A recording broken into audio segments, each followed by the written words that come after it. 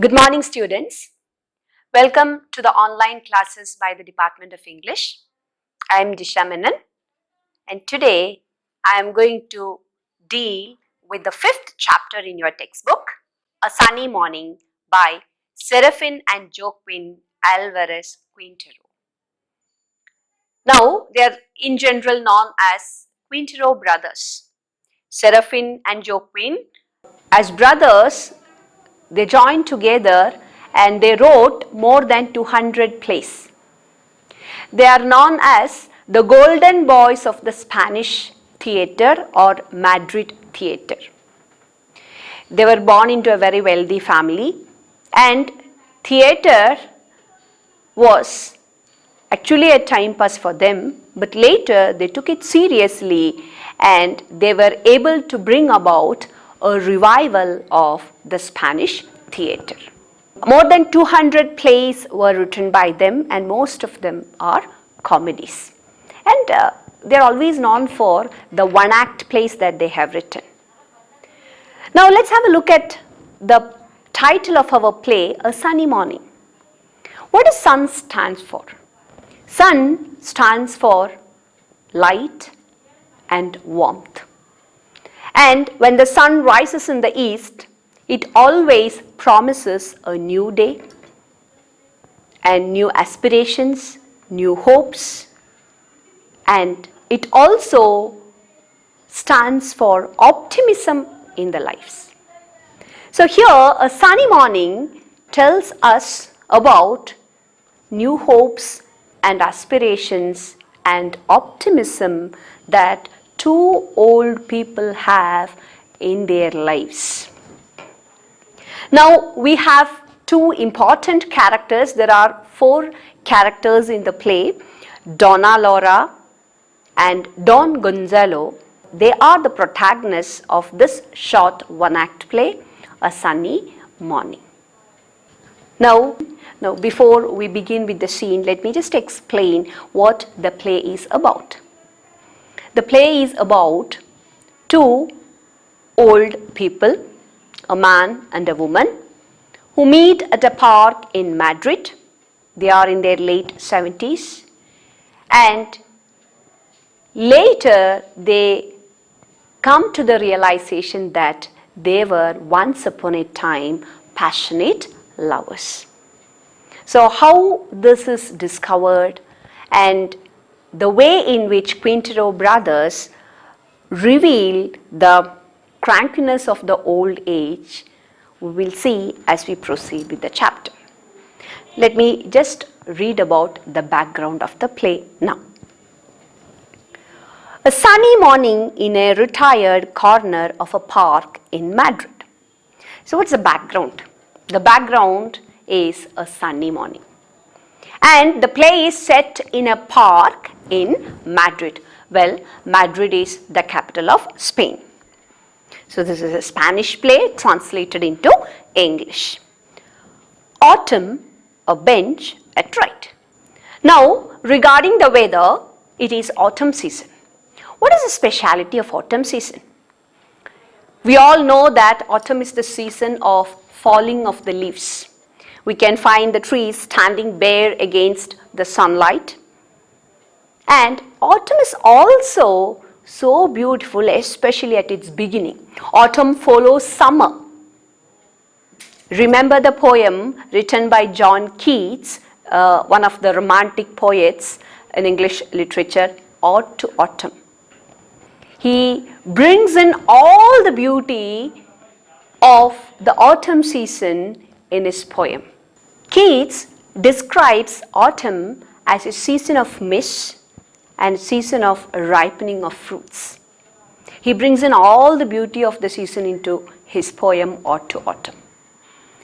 And another romantic poet, Shelley, he describes autumn season as the harbinger of winter. So from this we understand, since it follows summer, the beginning autumn days or the first few days in the autumn season would be filled with sunlight, and it will be usually sunny mornings. And towards the end, the winter starts setting in. So this is the background of the play. Now let's see the character. Donna Laura, a handsome, white-haired old lady of about 70, refined in appearance, her bright eyes and entire manner giving evidence that despite her age, her mental faculties are unimpaired, enters leaning upon the arm of her maid, Petra. So as the curtain rises, we see that the play is set in a park in Madrid. On one side, on the right side of the stage, we find a bench, and then enters the central character or one of the central characters, Donna Laura. How does she enter? She enters leaning on the arm of her maid Petra. There is somebody to assist her, and then one look at Donna Laura tells us that she is refined in her appearance, well dressed. Apparel proclaimed the man, Shakespeare said. So one look at Donna Laura would convince us that she is well dressed and comes from a refined background, and she is a lady in her 70s. But though she is 70, her mental faculties are unimpaired. Unimpaired means undamaged, and mental faculties refer to the functioning of your senses, the functioning of your brain.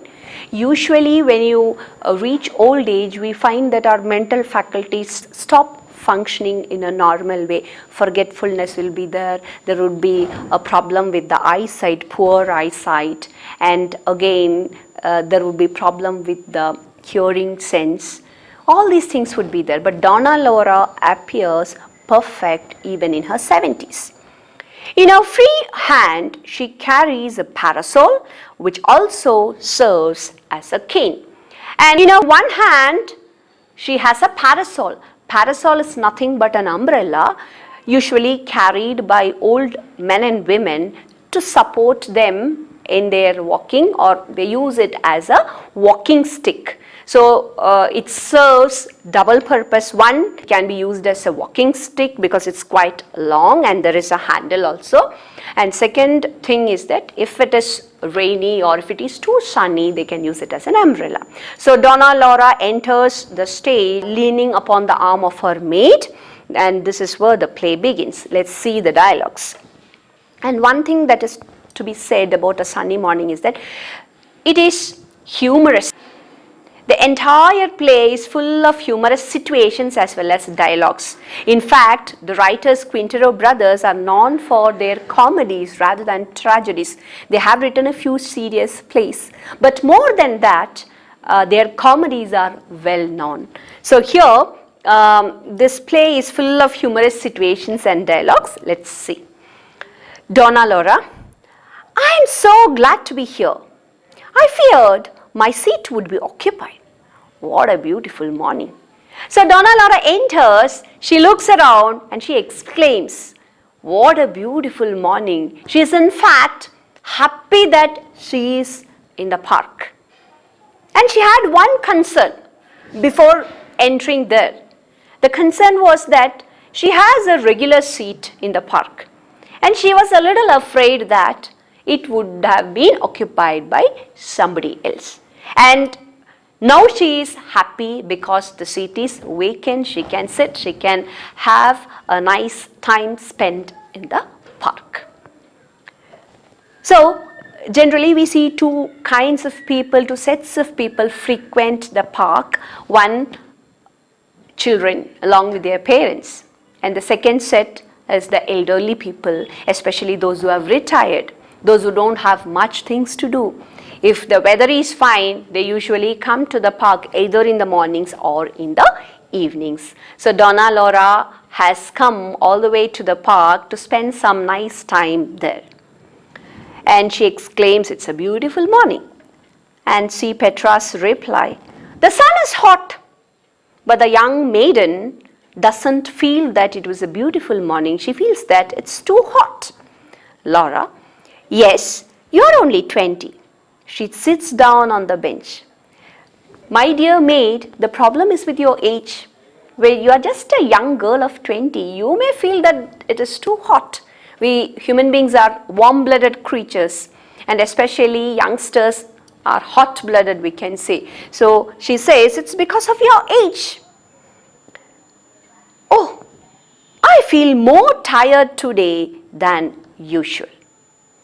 Noticing Petra, who seems impatient, go if you wish to chat with your God. So Laura, after that, exclaims, I'm feeling so tired, probably because I have walked from my home till here. I feel a little tired. And now she notices Petra, her maid was standing there. She made a comment, the sun is too hot. And then she was having an impatient, restless look. So she understood what it is about, and Laura tells her maid, if you wish to have a conversation with your God, you can go. Your duty is over. You have helped me to reach the park.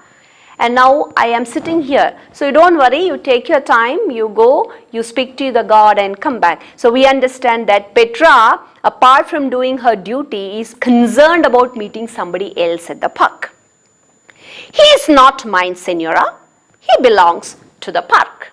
Now, Senora means madam. It's a respectable title, a respectful title in Spanish.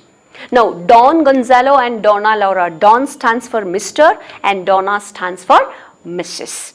So, with the first names, we usually use Don and Donna. That's why Gonzalo is the first name of the person. That's why the character is named as Don Gonzalo. Now, Senora means madam. So, she says, the God is not mine. He belongs to the park. He is the keeper of the park.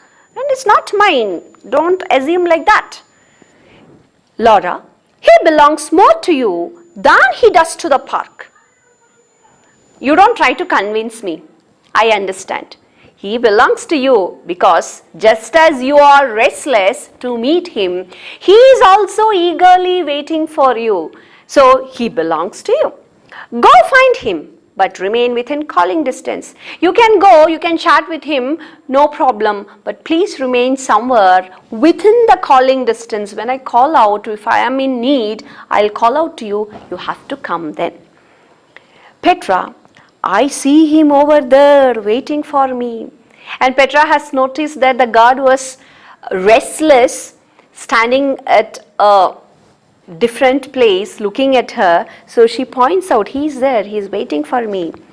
Do not remain more than 10 minutes. So the mistress said, Donna Laura said, see, don't take more than 10 minutes. I may need your help. Till then you can go. Very well, Senora. Walks toward right. So Petra is about to go to meet her God or to meet her lover. Her lover is the God at the park. And Laura immediately says, wait a moment. What does the Senora wish? Give me the breadcrumbs. So Laura stopped Petra from going and told her, give me the breadcrumbs. See, you forgot something. You carry a bag of breadcrumbs with you. You are supposed to hand it over to me and you have forgotten it. So please do that. I don't know what is the matter with me. And the young maid Petra says, I don't know why I forgot. I should not have forgotten my duty. Meeting my lover should be a secondary act. I don't know what happened to me. Laura, smiling, I do. Your head is where your heart is, with the God. She says, I know your problem. And that too with a smile, Donna Laura says. She does not admonish, she does not scold the young maid Petra. Instead, with a smile on her face, she says, I do understand your problem. Don't worry at all. You can continue. You can go on. I know your problem. Your head is where your heart is. This underlies the saying, though not the fact, the saying, brain is the seat of all thoughts and heart is the seat of all feelings or emotions. You think with your brain and feel with your heart. So here, brain always gives you the reasoning power. Brain gives you logical suggestions, whereas your heart, when emotions come out, nothing or no one can stop that. So here she is telling her maid Petra, Laura tells her maid Petra, see, your problem is that your reasoning power is overpowered by the emotions. You are in love now. You terribly want to meet your God. So you have forgotten your power. You have forgotten your duty. Anyhow, don't worry. I understand what a girl of 20 feels at this time. You please move on. Here, Senora.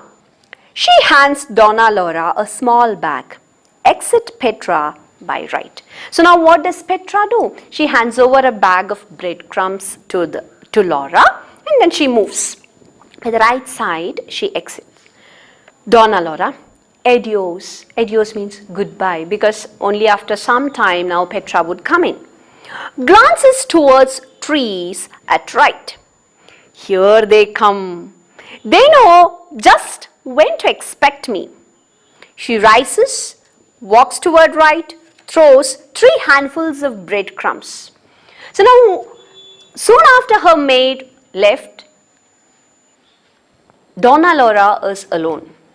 She looks toward the trees and she has found someone there, and she says, they know when to expect me. She understood that somebody is expecting. Laura is also expecting the arrival of someone. And then she opens the bag, she takes the breadcrumbs and she throws the breadcrumbs 3 times. From this action, we are convinced that she might have been expecting some birds because she's throwing the breadcrumbs. These are for the spryest. Spryest means lively ones. These for the gluttons. Gluttons means fatty ones. And these for little ones, which are the most persistent. So little ones would always fail in the competition, especially when it is for food. So she throws the breadcrumbs 3 times and says, when I throw it first, I know who will come. The active, lively ones would come. Feed on that. And then the gluttons would remain there. They want more and more. And 3rd time she says, now the gluttons are also satisfied. And you little ones, you can feed on the breadcrumbs. She throws it 3 times, laughs. She returns to her seat and watches with a pleased expression the pigeons feeding. So it was not some birds, it was the pigeons. So she comes back to her place, she sits and she observes them. They were pecking at the breadcrumbs that she had thrown on the floor. She is happily watching the pigeons. There, that big one is always first. I know him by his big head. Now 1, now another, now 2, now 3. That little fellow is the least timid. Timid means not at all afraid. So she identifies each and every bird by its nature or by its shape. She identifies one big one and says, I know him, he is the first one always. He comes first, he pecks at the breadcrumbs, I know him. And then she points out to another one, a little pigeon, and says that he's least timid, not at all afraid of me. I believe he would eat from my hand. And she says this timid one, the one which is not afraid, he may even come and take the breadcrumbs from my hand if I offer him, she says. That one takes his piece and flies up to the branch alone. He is a philosopher. And then she observes that one bird has taken the breadcrumbs and it is now it is sitting on one of the branches and aloof, away from other birds. So she assumes that it might have been a philosopher among the pigeons. But where do they all come from? It seems as if the news had spread. Ha ha. Don't quarrel. There is enough for all. I'll bring more tomorrow. And now she speaks as if she is speaking to human beings. She is speaking to her friends. Then now she just asks herself, but I don't understand. Lot of pigeons around me. Where do they come from? Probably one pigeon might have told others, please do come. There is a lady here in the park distributing breadcrumbs. So she tells them, don't worry. Now all the breadcrumbs that I have brought, that is over. Don't worry, I'll bring more tomorrow. So we'll meet tomorrow also. So she speaks to the birds as if she does not have any companion in her life. See, old age, you always find that people do feel lonely. These older people may be living with their own relatives at home, but most of the time the young ones at home may not have time for them. They don't have time to converse with the older people. So probably because of that, in order to escape from the loneliness, they come to the park, and now Donna Laura is trying to find a companionship in the group of pigeons over there. She speaks to them just as if she is speaking to her friends. Now, on the stage, we find on one side pigeons are feeding on the breadcrumbs. She sits on the bench there. Enter Don Gonzalo and Juanito from left. So here is the entry of Don Gonzalo. Mr. Gonzalo enters, and he has got an assistant, and his name is Juanito. J is silent there. It has to be pronounced as Juanito. Don Gonzalo is an old gentleman of 70, gouty and impatient.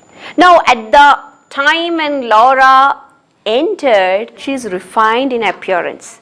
Here comes another gentleman, but he is also 70, and you can find an impatient look on his face, restlessness in his eyes, and he's also gouty. Now, gout is a kind of arthritis where you feel pain in your joints and you find it difficult to walk or bend your legs, etc. So Gonzalo in his 70s is suffering from gout, and he seems to be so restless. He enters the park, and he enters the park along with his servant Juanito. He leans upon Juanito's arm and drags his feet somewhat as he walks. And the way he enters, we understand that he can't walk properly. He is dragging his feet, holding on to Juanito's arm. So very difficult to walk. As he enters, he says, idling their time away, they should be saying mass.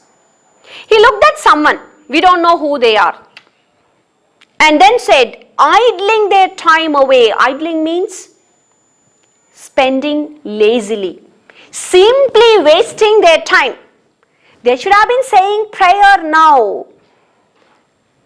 Juanito, you can sit here, senor. There is only a lady. Now, senor means sir. Sir, you please take this seat here. There is only one lady over here. You have enough space.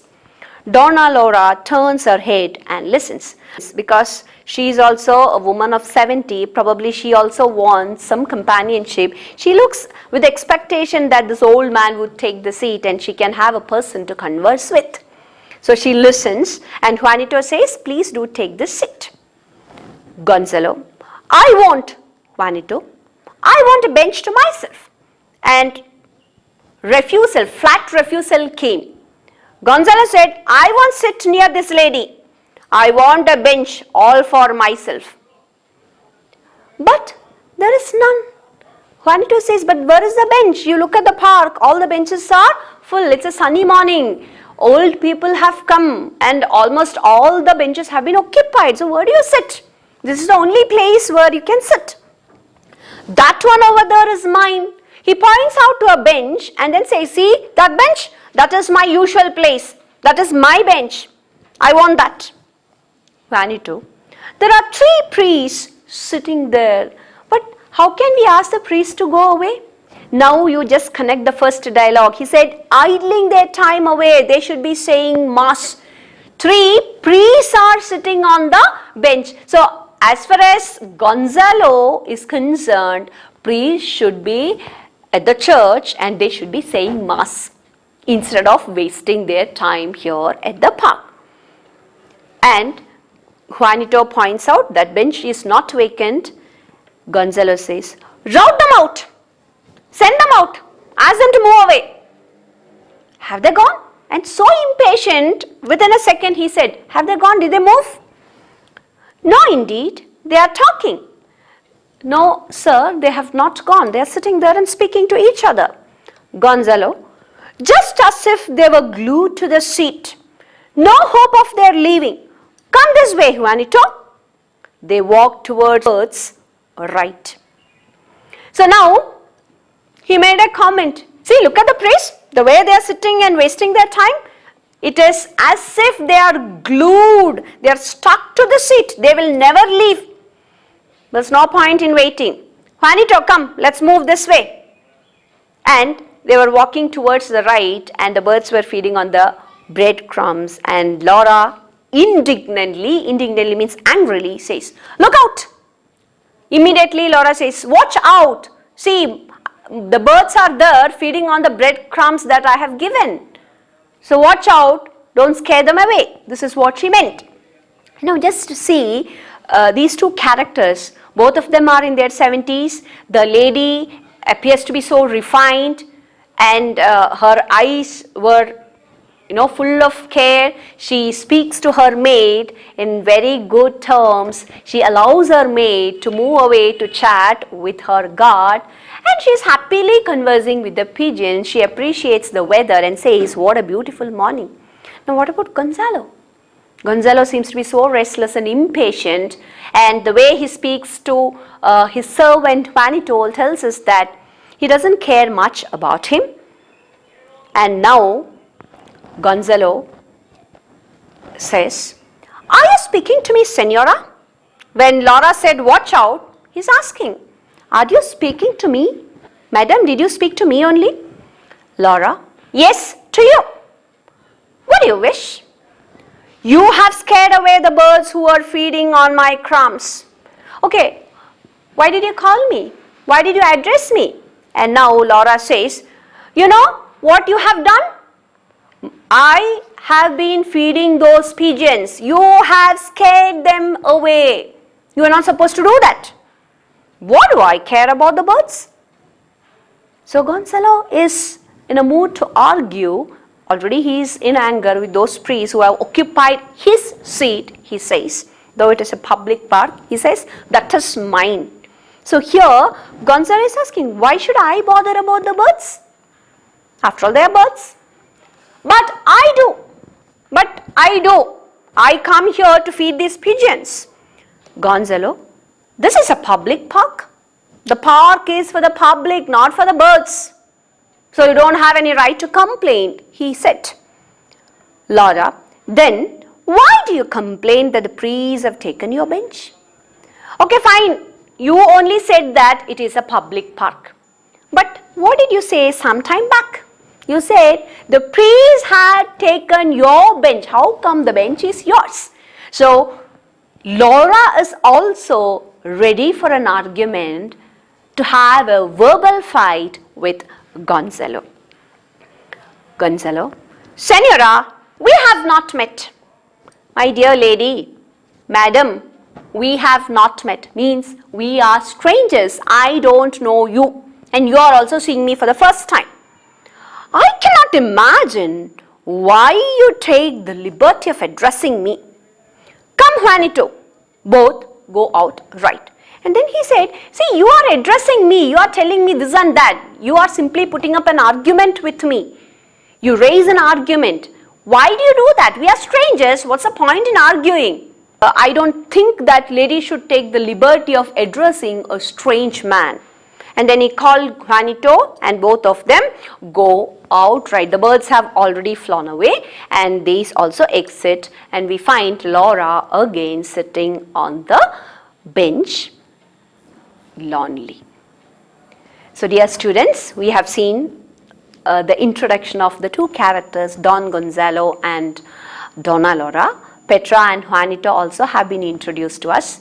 We have seen the difference in their attitudes. Laura appears to be so bright and happy and tries to find out positivity around her, and she finds happiness in feeding the pigeons, whereas Don Gonzalo seems to be so restless and impatient and does not know that he has to keep manners while addressing others, and he simply thinks that the bench where he usually sits is his, though it is a public park, and he wants the priest to be routed out, to be sent out, thinking that if they go, he can occupy the bench. So we find the difference in the attitudes of Don Gonzalo and Donna Laura.